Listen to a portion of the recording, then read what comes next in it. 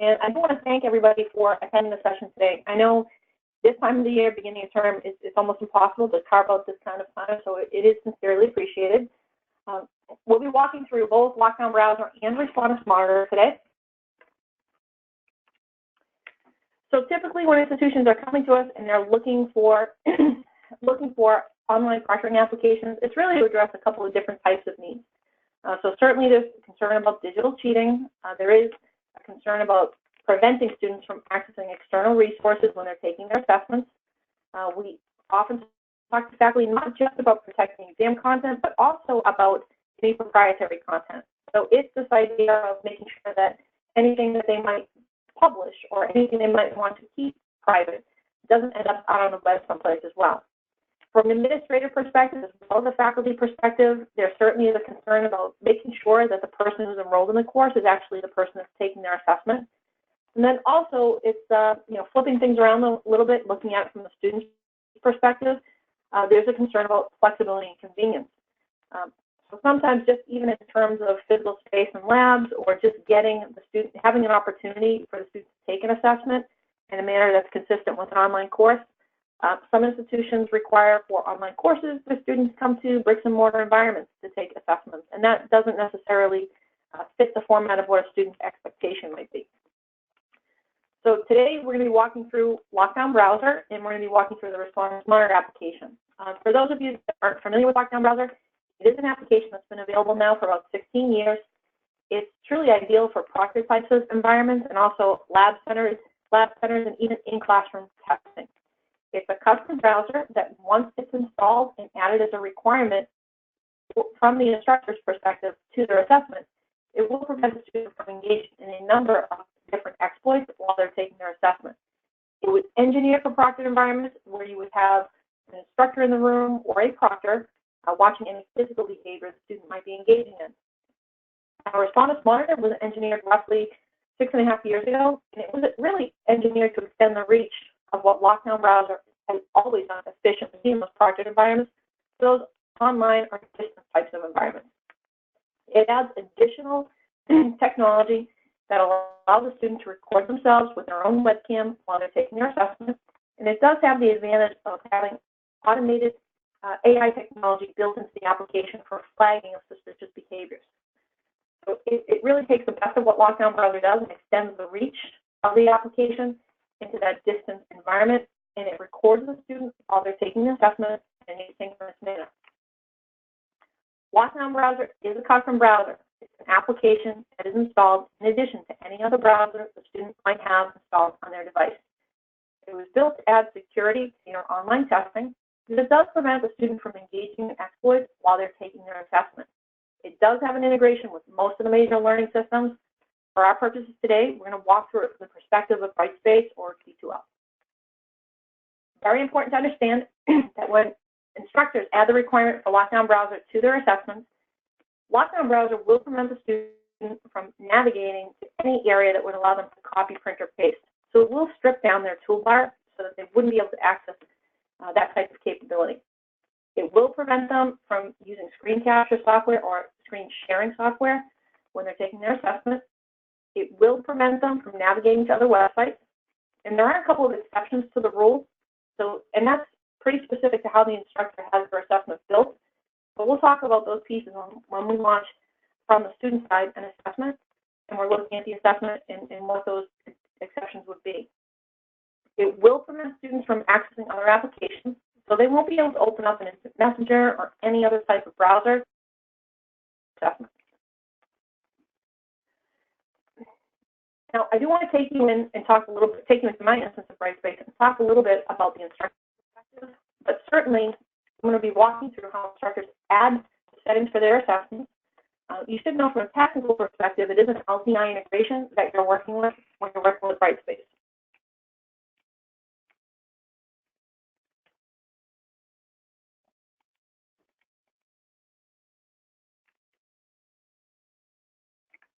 So Anna, I'm assuming then when, and I know you're going to go over this, but for the other where it says it stops them from going to other websites, is there an allowance where you can put in a specific website that you would allow them to go to?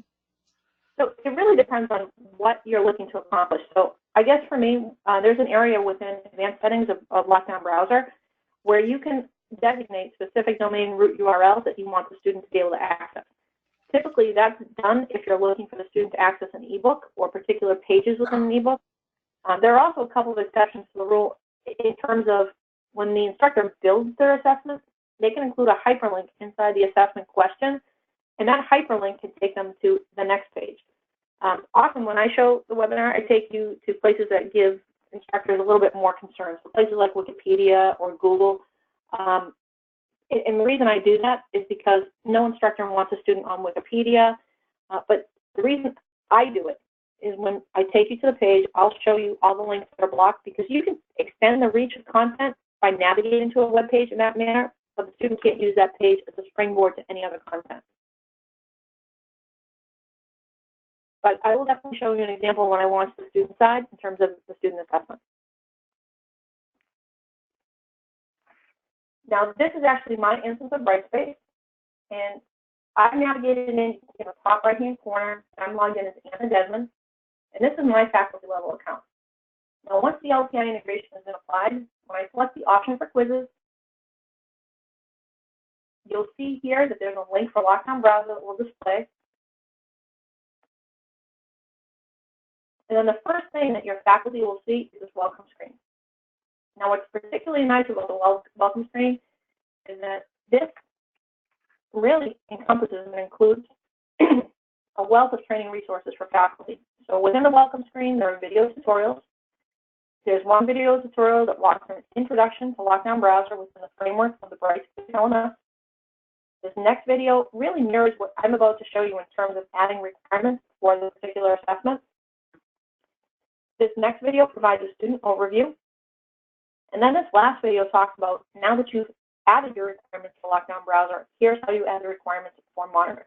Because the requirements for both applications are set in the same dashboard, but instructors do have the ability to decide which of, if they want to use LockDown Browser alone, or if they want the combined suite of applications of LockDown Browser and Monitor for their assessment. So this just walks you through, again, the addition of Monitor to that equation. There's a Getting Started tab at the top. The first tab, or the first option, the first link, points you to videos or the application. And then this next video is very, very useful. It's a pre-scripted course syllabus and course description information. And it changes based on which application you're using. So if the intent is to use both applications, there's a little bit more information in terms of best practices that instructors can copy and paste this. And then they might be editing it slightly to add their own specific course information, and then they can push this out to the class. It's nice because it gives instructors a place to start in terms of what the application does, and really kind of wrapping the student's mind around best practices when they're taking assessments remotely. And there's also, you can see there's a radio button for LockDown Browser. So there is course syllabus information that's generated for LockDown Browser only. It's a little bit more pared down because the student's not taking the assessment in that online or distance environment. You'll notice as well, there's a pointer to what we refer to as a practice quiz. So this is just informing faculty of the importance of a practice quiz when they're using this type of technology. So it's giving them an overview of what that practice quiz will allow. So this basically ensures that the first time the student sits for a live exam, that they've gotten all their technology requirements really satisfied when they gave the practice exam first. So it's a great way to start the semester. The practice exam just eliminates any of those types of issues. So it allows you to walk through and identify something in advance of that live exam. There's a link here at the top or a tab for resources. So if you have faculty that prefer static documentation, they can certainly print this PDF, keep it next to their desk, and it will walk them through how to use the application. There are links to our knowledge base area for support. If instructors have general questions about the application, it's a great place to start. And there's also links to our group training webinars. Now, this link will point faculty back to the training webinar schedule that we offer. And we do give 2 group training webinars a month for LockDown Browser and Monitor. And they're great webinars. And probably my favorite part of the webinars is the Q&A that's available at the end. Because it's a great way to hear what other faculty are asking about the application and to really learn more about the online environment and the types of questions that come up. There's a way here that faculty can sign up for Respondus news and alerts for products. And once they've walked through their resources, they can continue along to what we refer to as the dashboard.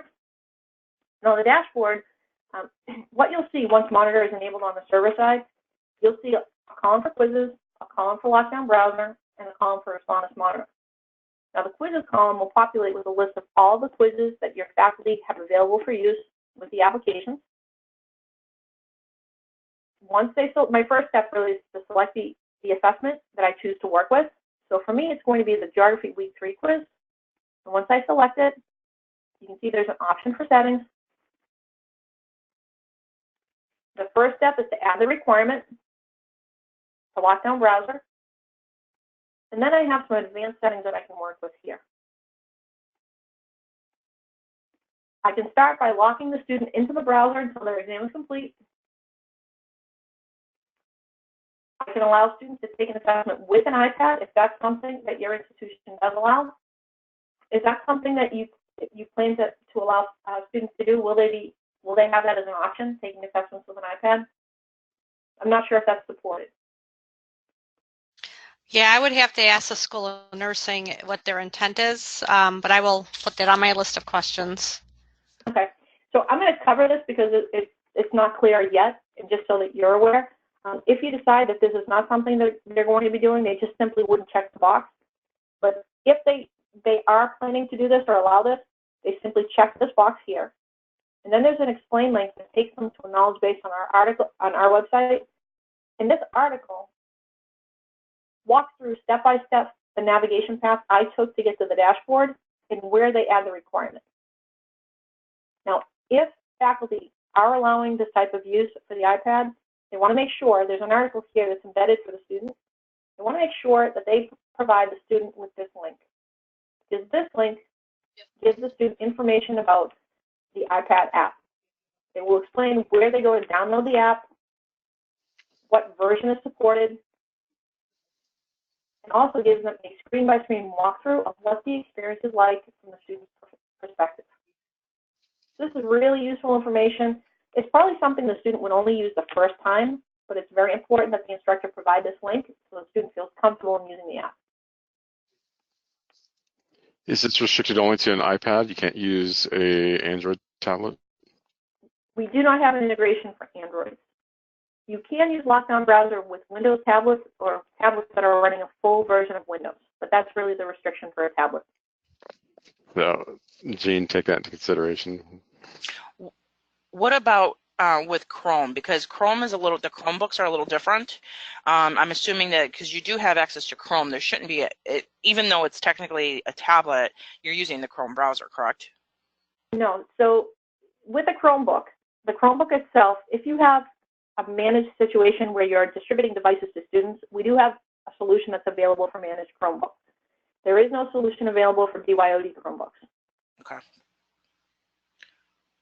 So I'm not sure, it's a little bit different for me just in terms of the different for-profit groups. I work with a couple of them. Some are some as part of their program requirements have distributed laptops that they give out. In that scenario, something with a Chromebook, it would work well for you if they were managed. But there are some restrictions around it that you need to satisfy. So things like you'd need a Google Admin Suite account because that's how the kiosk app would be pushed out. And I'm happy to send along that information. I'm not sure if you work with distributed laptops or if everything is BYOD. It's good to have. I don't know what School of Nursing is going to do, but I do know that we've had this issue with other integrations, and that's why I figured since Nelson asked about the Android, I'd ask about the Chromebook. No, absolutely. I mean, I'm happy to send out, and if it's helpful, I mean, it's probably the best place to start is sending you out a link to the system requirements for the product. And I'll make sure I follow up with that too. Yeah, we'll need that because I want to make sure the School of Nursing is aware of that because Rhonda too, they need to submit that to PPRC as well. So sure. We're going to need that information.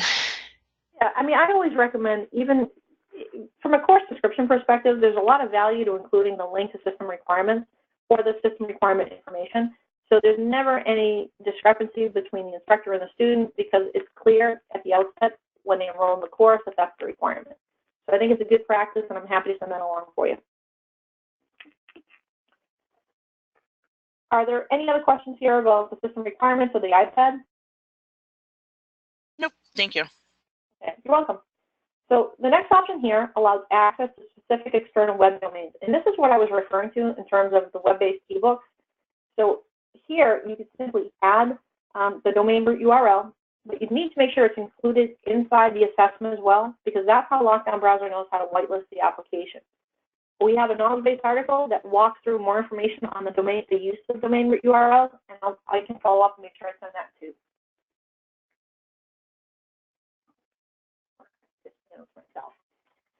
So the next option allows you to enable the use of a calculus. Anna, can I interrupt 1 second? I'm sorry. If there's one that says password to close browser and exit exam early, optional, it says.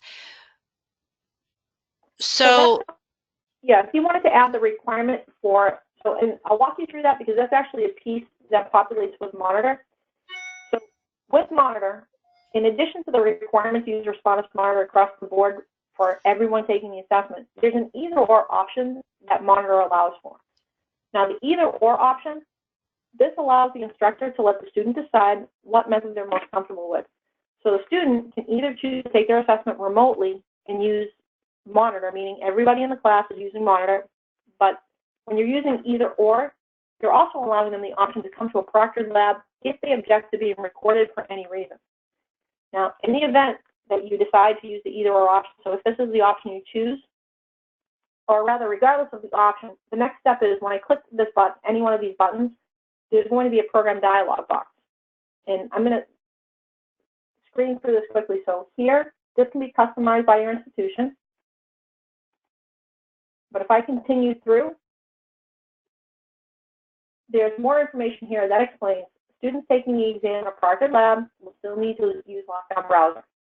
An exam password must be used with the exam, and you will need to provide the password to the proctor. So if you select the either-or option, you need to provide a password here, and that password must be distributed to the proctor in the room.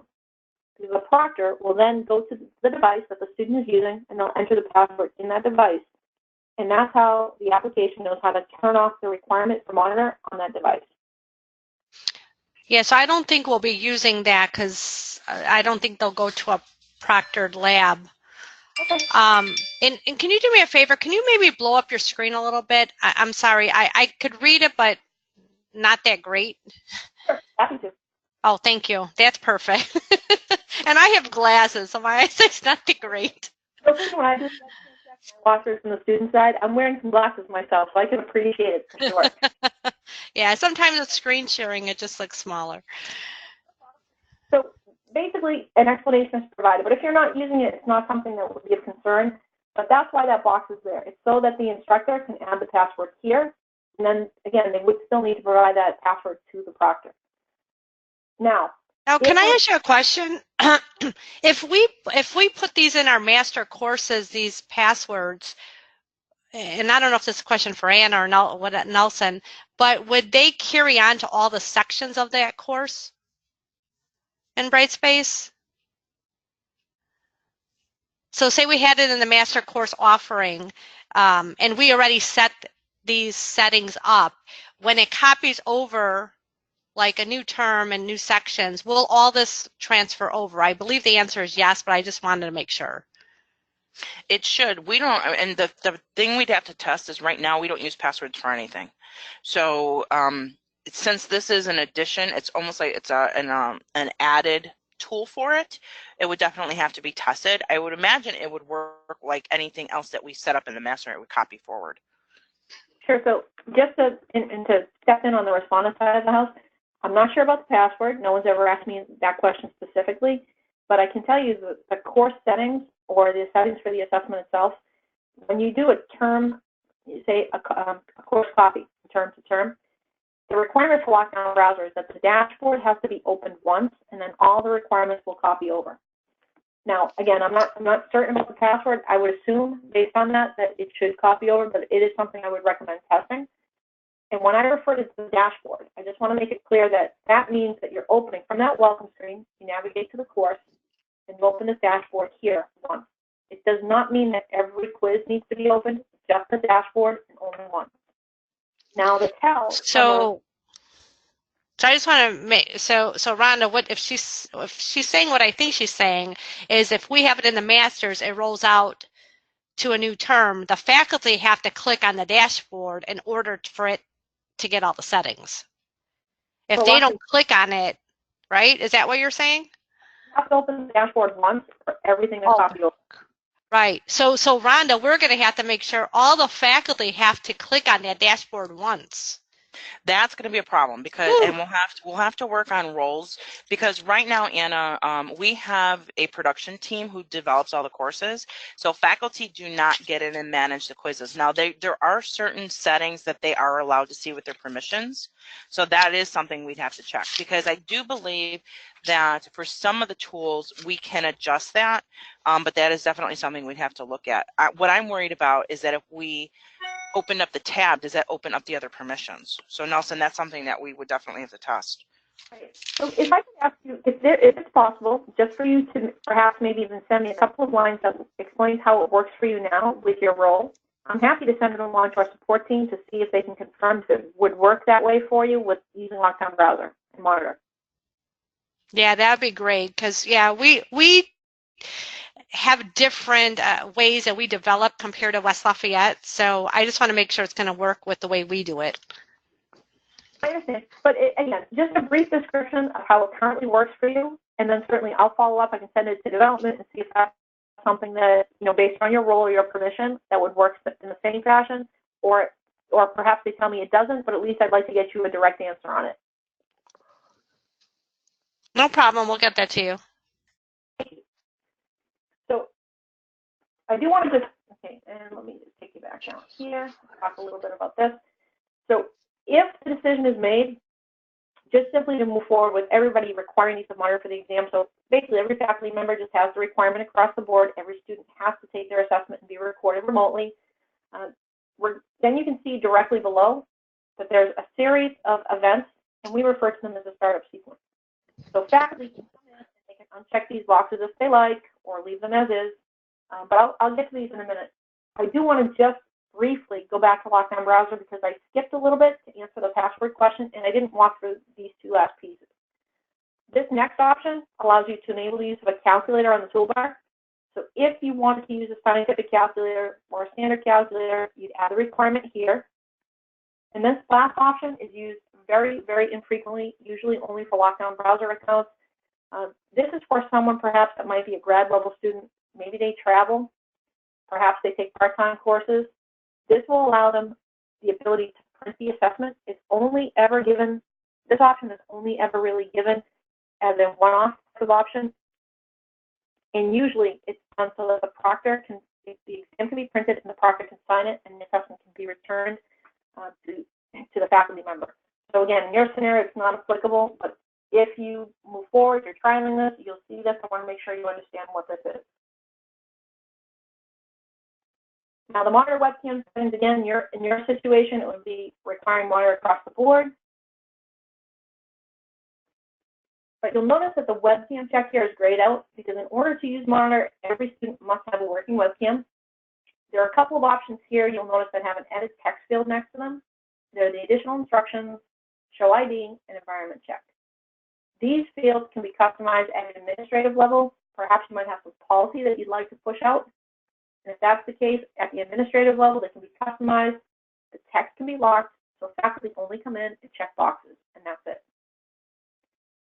So you'll notice under the additional instructions, I always refer to this as my do's and don'ts. I'm explaining to students what my expectations are in this area. Talking about how long the assessment runs for, please keep your webcam running. And then I give some information about the percentage of the final grade that it's worth. Some institutions will include the code of conduct here, and they may even restate it word for word because the student has to agree with it before they move on to the next piece. Now, where I'm mentioning these edit text fields, and I'll take you to my instance so you can see what I'm referring to.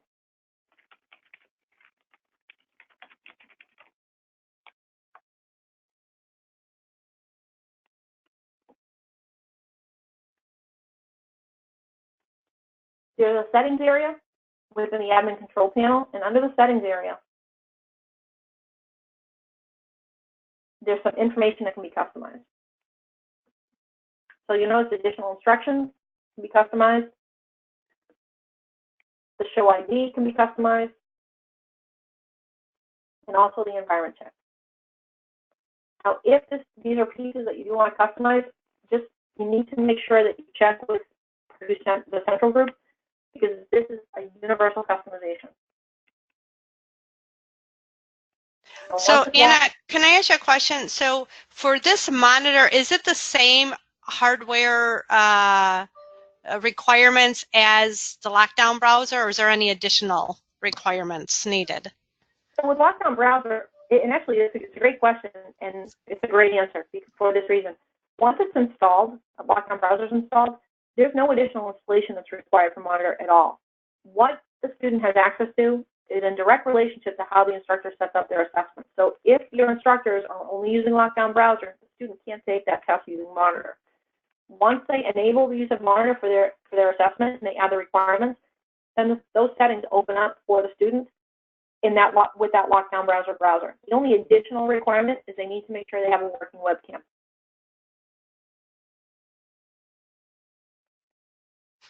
Okay, thank you. Welcome. Now, I'm sorry, was there another question?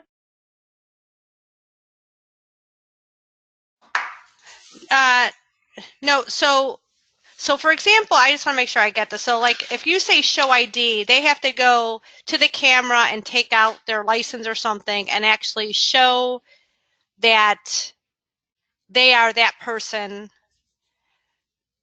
You know, Sure. say you're John Smith, that license say John Smith. Now, does Monitor actually verify that the name says John Smith or that the face looks like the face on the ID? No, it records it so that if the instructor ever needs to go back, if there's ever any discrepancy, the instructor has the ability to go back and say, well, this is not the same person, and you can see by the ID, it's not the same person. Okay. So it just records it, but it doesn't really validate it. Right. And it, you know, it's a good question. It's a great question. But I always kind of go back to this idea of, you know, there's a lot that can change between the ID and the student photo. So it's sort of, you're working with some variables, and it's difficult to prevent a student from taking an assessment. And you have to be a little bit cautious about it. So a good example would be, you have a person who might have lost a little bit of weight, and maybe they don't look exactly like the ID. And if we stop them from taking their assessment, then, or they change the color of their hair or something like that, it might seem too extreme of a penalty to not allow them access to the assessment. Right. No, I agree, especially from women. I know I color my hair all the time. Yeah, it might not be the same. No, I was just wondering if it like flags it saying, you know, hair color not the same, or I like gives you any information. But it sounds like it doesn't, but you could review the recording for yourself. And one of the questions that you had asked in the email that I can answer straight out is, you would ask how long the videos are stored. So the videos are stored for a period of up to 5 years. Purdue doesn't have a custom storage time limit, if you will. So 5 years is the number that we came up with. So at any point during that 5 year, we came up with that number because it typically covers students for the length of matriculation at most universities. So it's you know, it's pretty liberal in that sense. So you do have an opportunity to go back and check any of the video content during that period. Always remember too, one of the benefits of using Monitor is the way the application is built. It allows unlimited testing in the course during the term. The average number of times most institutions will use Monitor would be somewhere between 5 and 7 assessments per course. So that gives you quite a bit of information to be able to go back and check. Often faculty might check maybe a practice quiz initially just to see how things went. Maybe they check week 1 or week 2 quiz. Then maybe the next time they check would be a midterm or possibly even a final. So if they see any discrepancy, there's a lot, they can go back and look at any one of the weeks they used it for. So there's a lot of video history that you're collecting for that student. And then if you think term to term, I think it's always best to inform the student that you are collecting the video history. So always remember, you know, anything that you might do now, if it's caught as an infraction, you can go back and check it any semester at all. So they're taking a significant risk if they engage in that type of activity.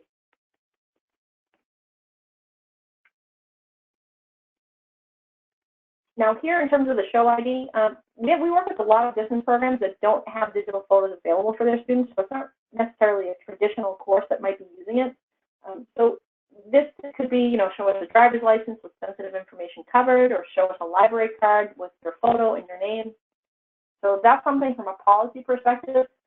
Again, if you have something specific you'd like to see here, certainly check with Leo and certainly with Den. I'm not sure if they've ever made any custom requirements, but maybe perhaps that's something they could do. The environment check, I find that this typically depends on the type of assessment that is being given. So sometimes I work with programs that might have certification types of assessments that they're giving, so their requirements might be a little bit stricter. It could very well be that they're asking students to use an external webcam, lift it, show us a 360 view of your room, or they might have some specific requirements in terms of placement of the camera. Show us your hands and your face in the frame at all times. Other programs might require the student to use a mirror just to show a better view of the room. And some programs might say, it's a step above open notebook testing, so just show us a clean desktop, and that might be sufficient. The facial detection box, here you can see it's grayed out. I always recommend, at least for a practice test, leaving this as is, because this requires the student pass the facial detection before they are allowed entrance to the assessment. It's a good baseline, I think, for instructors to see, and if they feel it is too stringent of a requirement, there are options under facial detection here. They can uncheck this box, and that will allow students to access the assessment even if they don't pass facial detection. Now this next box, notify students during the exam if their face can't be detected. This is just a gentle reminder. It's a pop-up box that appears for students. So if they move out of frame, it will pop up and tell the students that they are out of frame, please move back in frame. The goal is to have the student provide you with the best possible quality video for the assessment itself. So, and again, it's really not intrusive. It's just a pop-up box asking them to make the adjustment. Once you've walked through your requirements, it's just a matter of clicking Save and Close. And then from the instructor's perspective, you can see here that where it says Geography Week 3 quiz, it now requires LockDown browser and webcam, and it shows up as required under both columns. So under the column for LockDown browser and under the column for monitor. Now, I do want to make mention of this fact for your team because you're a little bit more staff rather than faculty, but it's really good to impress upon faculty that once the assessment requirements have been saved, the title decoration can't be altered. Because if they alter the title decoration for the name of the quiz, they're going to break the integration. So this title is tied to the integration. Are there any questions for me on adding the requirements? I'm good. Okay. Now, Respondus Monitor, talk a little bit about Monitor first, and then I'll walk you into what's available to you on the instructor's side. So Respondus Monitor was built as a companion application for LockDown browser, and the student's own webcam records them when they're taking the assessment. It is an asynchronous application, and there is AI technology that's built into the application for flagging. So when you see the flags, how they're rendered from order of high priority to low priority, and it really gives you one, in addition to the other data points. So it's just one of many data points that are collected for you and made available for you in that dashboard. So it's just one more point that allows you a quick review and perhaps might elevate whether or not you're looking at that particular video. It was engineered for non-project types of environments, and it certainly integrates with most learning systems, but for our purposes, we're going to talk about it from the perspective of Brightspace. Now, once you're in the dashboard from the instructor's perspective, one of the nicest pieces for me is that everything is done in the same place. So you don't have to leave the dashboard. You don't have to log in someplace else with other passwords. You're not scheduling assessments or proctors. You're literally coming back to the assessment, and then once the assessment's been completed, in addition to just a settings option, you have an option for class results. Now, the class results will load a dashboard for you, and this is your course roster. Now, there are a couple of data points that are displaying for you as well. You'll notice that this review priority, and this is at high, medium, low, the scoring of of where those videos came in at.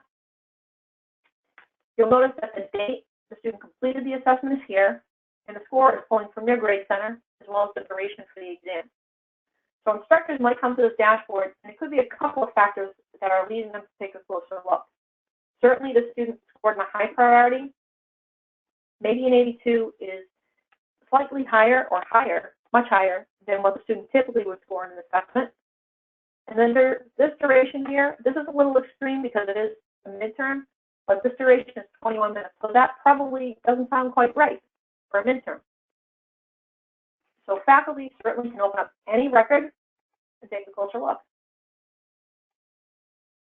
Now, when they open the record, you'll notice a summary of the flags in the top right-hand corner. And then directly below, you can see that the flags are date timestamps. So the instructor can immediately jump to any of the date timestamps. And this is based on our AI technology, and there are 3 main flags that the application is looking for. The application is looking to see whether or not the student who started the assessment is the same person taking the assessment, whether or not the student is missing from the frame, and whether or not there are multiple people in the frame. The application also records ambient audio. A couple of other things are worth mentioning. In this flagging area, if the student were to lose their internet connection, there would be a date timestamp here that would let you know that the student lost their internet connection. You can see here that in this instance, the frame rate was lowered for quality of internet. But if they actually lost their connection, to reconnect for a period of 3 minutes. So you actually see the date timestamps here in terms of the connections, the reconnect. In addition, if the student were to try to manually remove or disconnect their webcam, that would also be noted. You'll notice directly below these red bars, if I prefer, rather than clicking on any of the date timestamps, I can certainly click on any of the red bars, and that will advance the video to those infractions.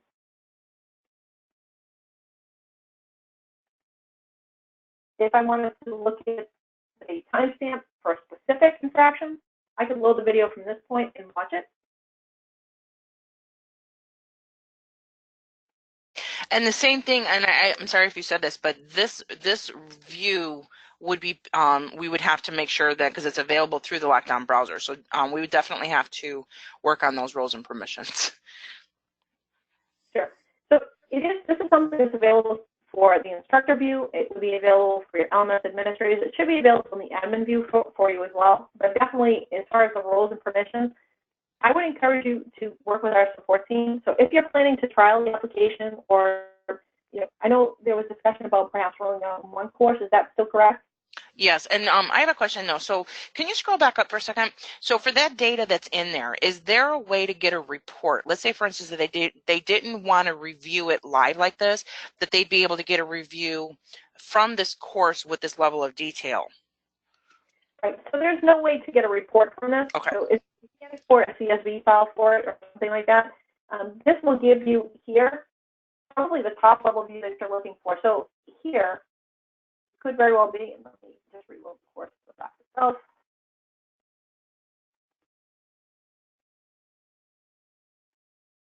There's no way to manually generate this report. So then basically they would just have to do a screenshot. What I was thinking of is that if we had to pass this on to either an advisor or a committee, we would need that level of reporting, and that's just where I'm going with it. So I don't know, I'm kind of thinking ahead. I don't know specifically what nursing had in mind, but I'm just wondering, is that something that they would have to do? And like you said, they would then have to either do a print screen or save it as a PDF so that they can see what they're looking at. Right, they could, they certainly could. The other option too, and it really depends on, so and Michelle's asking, saying that it looks like it could be exported. There's no way currently to do that. I can certainly check with our development team. I know that from an account management perspective, we're able to see anything that's on the project plan for the next 12 months, and it's just not something that I see has hit that project plan. But I can definitely check and see if that's something that it might be a little bit further out in term, or if there's been any indication that we're moving in that direction. But the other thing that I did want to mention as well, in terms of the flags themselves or any of the sessions information, a couple of things. So faculty would have access to reviewing this, your LMS admins the folks that are registered licensed contacts for your institution would be able to see this content. But something else to consider, if you ever needed to request a one-time download for any of the video content, you do have access to doing that, but it has to be done through Respondus support. So you would open a ticket, or your registered contacts would open a ticket. They would request the video that is required, and then we could follow up and have that sent out to you. Our technical team would do that for you. But the reason we do it that way is so that there's a log for every institution of any video that's requested, so that it protects the privacy of the student and the institution. So it can be, you can have that download, but that's the manner in which it would be requested. Are there any other questions?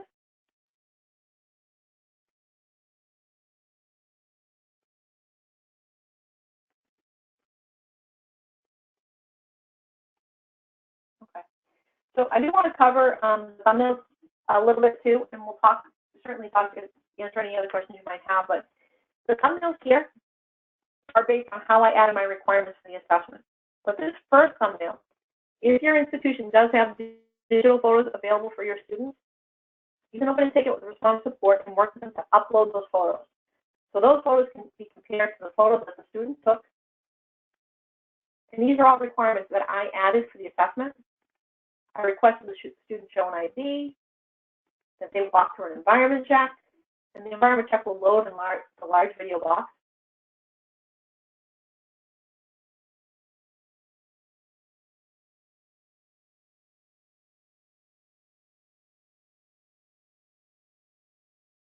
And you can watch the entire video if you like, simply by clicking on Exam Start.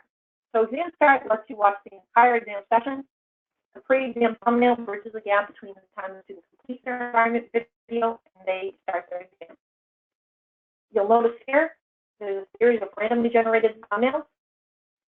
So from an instructor perspective, if I didn't want to work with the flags and simply wanted to come back and audit any of these areas, I could. I just simply click on the thumbnail and then load the video from that point forward. And as I said before, the video is stored for a period of up to 5 years. Are there any questions for me on anything we've walked through so far? I just want to ask a question, and I think you might have answered it, but I just want to make sure, because this was a question posed by one of our deans, is that if the student taking the test needs to get to Excel to do something, is there a way we could say, well, they could use Excel in this exam? Right, because I didn't see that in the requirements when you were sharing. You showed the application where they could add the calculator to the browser, but I didn't see anything for other applications to be added. So from an application perspective, we don't recommend whitelisting. There's an area within the global whitelisting capability. So let me, a little bit easier if I show you. Thank you. Yeah. So inside the administrative panel, the LockDown browser, there's an area, and there are service profiles that are set up where you can, what we refer to as add as blacklist, and there's also a remove from blacklist. So for me, you can see here, I have a couple of things here that you absolutely would never want removed from your blacklist. We only do it here so that I can show applications. So otherwise, I wouldn't be able to show this to you virtually. But more specifically, anything you put here is a global whitelist. The problem with the Microsoft applications is that every one of the Microsoft applications has a feature within it that allows you to build HTML web pages. That, by default, would allow the student a backdoor to exiting out of the browser. So it's not something you can whitelist. We do have a spreadsheet tool that you can use in place of the Excel application, but you should know that the Microsoft applications, that's really the reason why it's not something you can add to the blacklist. Yeah, I don't know if our students would be able to figure that out, though. Maybe our IT students. I don't think the nursing, yeah. I could be wrong. The problem with that is that when somebody finds an exploit, you can be sure these days it ends up on YouTube. Yeah, that's true. That's true. Things that you think people just would never be able to find, they're pretty crafty about finding them. It actually surprises me. I think sometimes people spend more time thinking of ways to cheat than studying, which is unfortunate because they would be better served studying. But I'm happy to send along, in fact, we have a link that walks through how the application is used, just the spreadsheet tool. I'm happy to send you out some information. And one of our project specialists did a training on our advanced settings, and one of the pieces she covers pretty thoroughly is that spreadsheet tool. So I'm happy to send that back to you. And I'll send it to you with a marker as to where the video picks that point up. And that will walk you through how it's used. Thank you. Are there any other questions for me on the setting up the requirements for LockDown Browser for Monitor?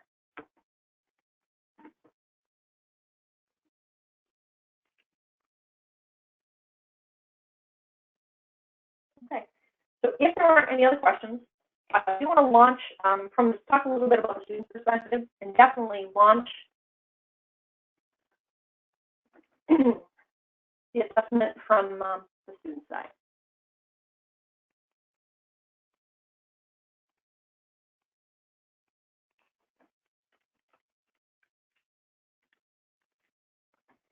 So from the student's perspective, there is a unique and custom download that is specific to the institution. It can be installed to their computer, or certainly if there's any interest in installing it at testing centers, that's something that you have the option to do. We have a version that's compatible for Windows, for Mac, and certainly iOS compatible for the iPad. But once it's installed, what's particularly nice, I think, about D2L is that you have access to what we refer to as auto launch capability. It makes it really, really simple for the student. So as a student, when I log in with my student level credentials, and I navigate to my course and my quizzes, you can see here my geography week 3 has the requirement for LockDown Browser and webcam. If I haven't downloaded it before, I can download it from here, or I can launch the application. Now, when I launch LockDown Browser,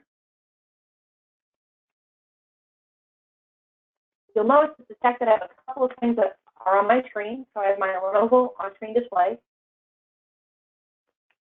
You can see here I'm using Trillion. For those of you that aren't familiar with Trillion, it's an instant messaging package. I use this with our development team.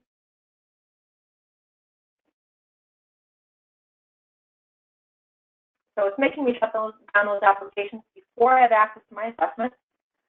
One of the nice things I like about the product is in the top right-hand corner, there's a Help Center button. I always recommend from a best practices perspective that faculty give a practice test first, the first time they use this application.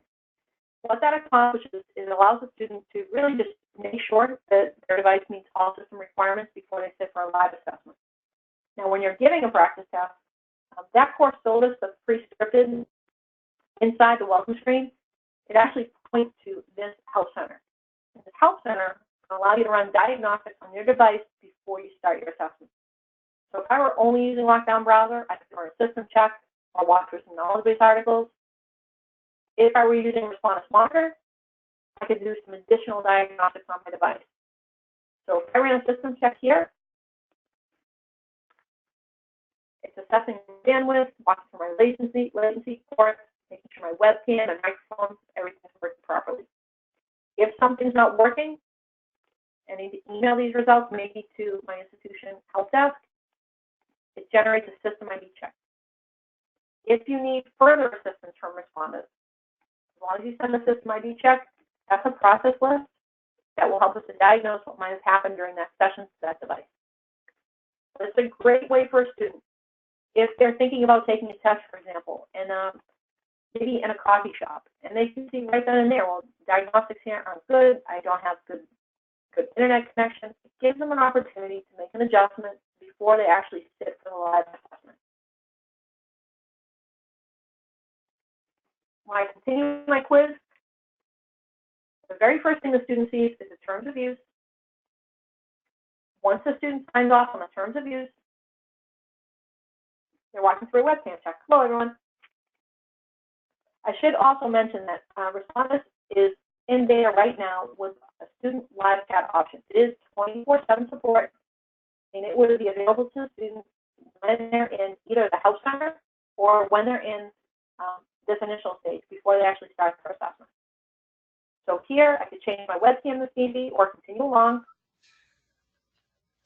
I can record my 5-second video, checking my audio, video, and have an opportunity to watch these steps back before the assessment starts.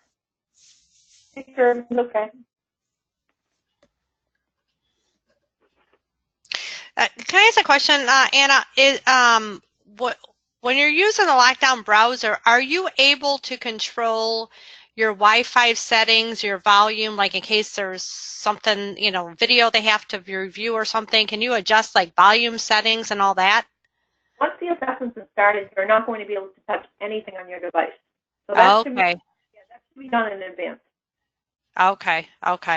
And these steps, so I just want to make sure I understand it too. So for any quiz or exam that has this enabled, students will have to go through all nine of these steps. They would, because you're asking now to record themselves, so all of these pieces will be relevant to that specific section. Got it. I've kind of figured that, but I just wanted to confirm, just to make sure that I have the right information to talk back to nursing. Thank you. It's a great question, because I think sometimes people think, well, they've already walked through that ID piece. But if you think about it, there's nothing that would prevent a student for the next assessment if you didn't ask these pieces to show a different ID or have someone else take the assessment. But it is a great question, because, again, sometimes I think you're just sort of thinking about, well, what does the process look like? Not really. It's needed for every exam. Now, the additional questions here, once I walk through these questions, instructions, I continue along. These are the pointers.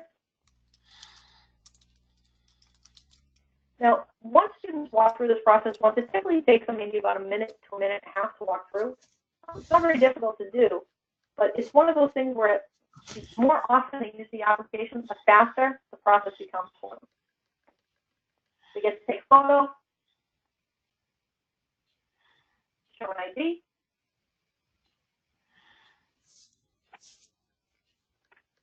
they can walk through an environment check. Now, the environment check is always interesting because for me, I like the fact that I can walk through these pieces again. You can see here, I've got my mug out, but I've got my passwords out, some notes. So these are things that once a student walks through this, they can watch that recording and kind of think a little bit about, well, wait a minute, I probably shouldn't have those things out. They get to watch it, they get to make that adjustment and record it again.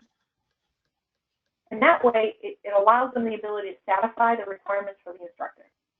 Because sometimes I think it's inadvertent things. I know that there are times where I've done demos where I might have my cell phone sitting on my desk, and I think, oh, you're just not thinking about it. But it's not malicious. You just need to put it away. And the student wouldn't be penalized. So once the student passes the facial detection check, very quick, thumbs up, thumbs down. They start their assessment.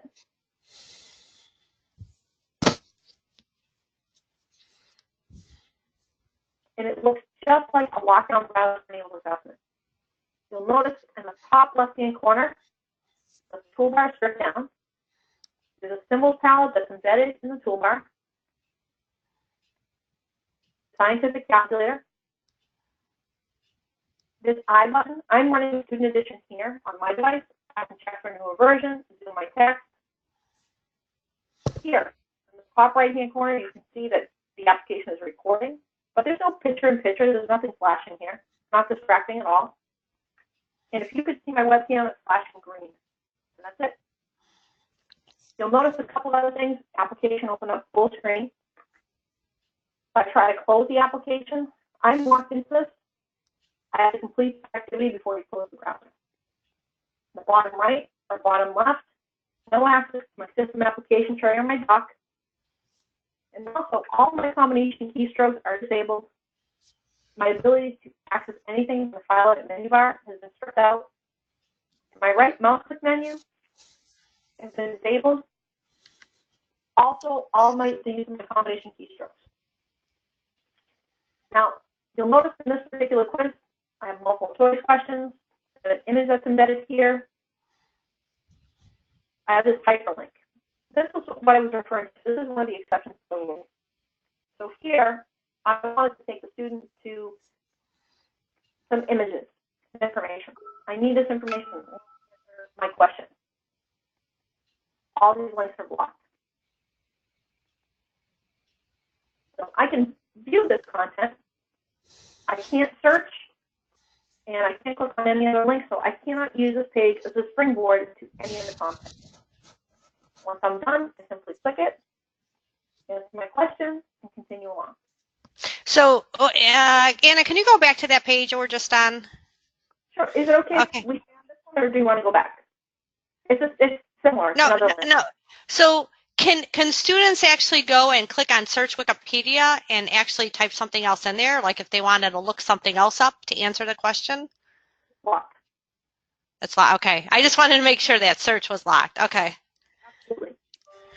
Thank you. What about things that are clickable on that page?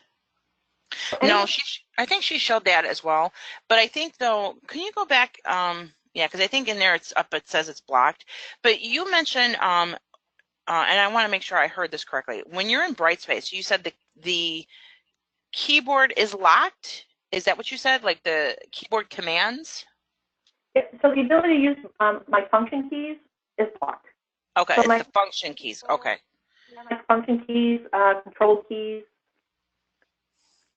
Do you know if that's a problem with accessibilities?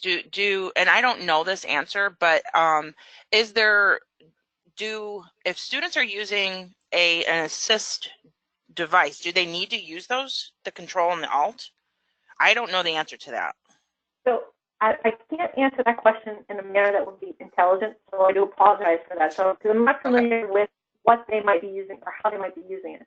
I can tell you that there are some assistive technologies that it will work with, and others that it will not work with. We do have a VPAT for the application that's available for both LockDown Browser and Monitor. I'm happy to forward that along. You're welcome to send it along to your accessibility folks if they have any questions. Yeah, we will definitely need that. Thank you. Happy. That's one of those questions that it's hard to answer, because sometimes all it takes is for any assistive technology to make any update, and then it change. My response would have to change, and I don't want to give you an incorrect answer. So I will definitely send out the feedback. Are there any questions for me as we're sitting on this page?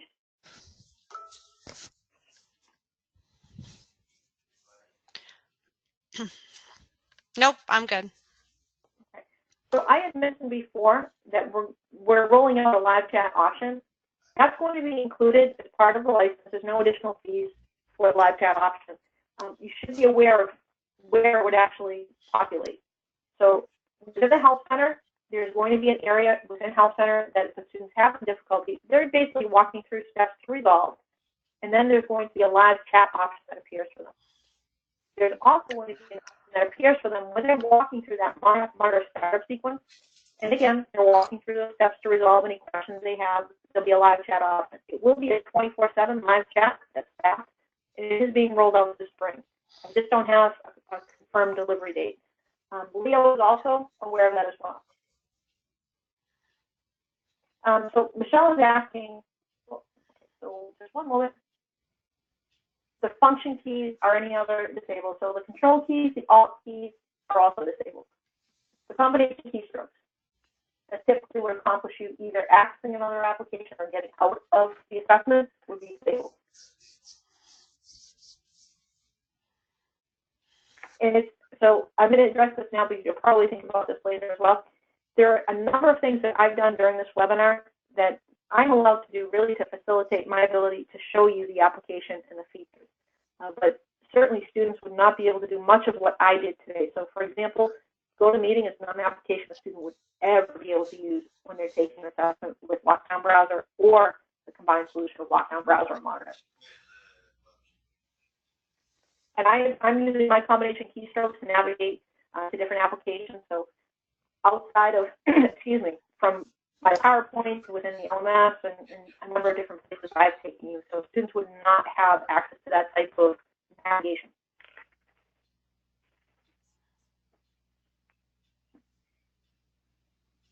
Are there any other questions I can answer for you?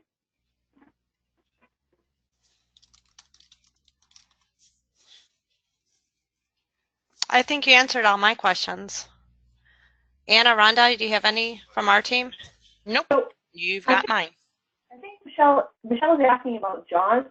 I can check on that because I'm pretty sure there's a way you can use JAWS, but I can confirm that with you. And it might require that something different is done in the administrative panel, and that might be why.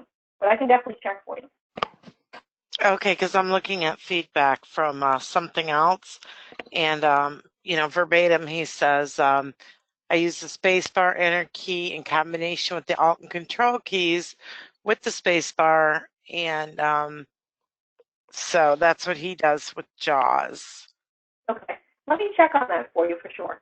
Thank you, I'm Miss. pretty certain that JAWS was one that you could use it with.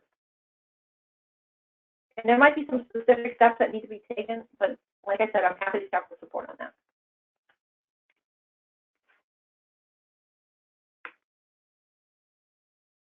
Are there any other questions I can answer for you?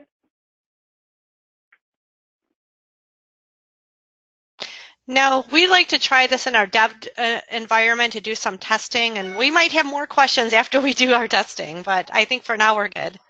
Yeah, I'm sure you will. And so it's kind of interesting. I know that your testing needs are different than what the main campus does. I know that Leo's team and Ben are fantastic to work with. I'm sure you'll be very happy with working with them. But also, you should be aware, we do work with some for-profits where they're structured a little bit more differently. So we do have a little bit of experience in that arena. And certainly there might be some things that Ben and Leo don't traditionally do that perhaps maybe the Respondus team can help with, just in terms of, you know, answering questions or assisting you with different types of questions you might have. So I'm happy to help in either format, if you will, or either way. So definitely work with Leo and Ben. I know that they're working on getting that setup done for you. And I will definitely circle back with them and make sure these resources are sent out to your attention. Also know that we do, you know, we've done different types of trainings in the past. So we've done sort of train-the-trainer types of trainings. We'll do, you know, instructor or faculty level walkthroughs.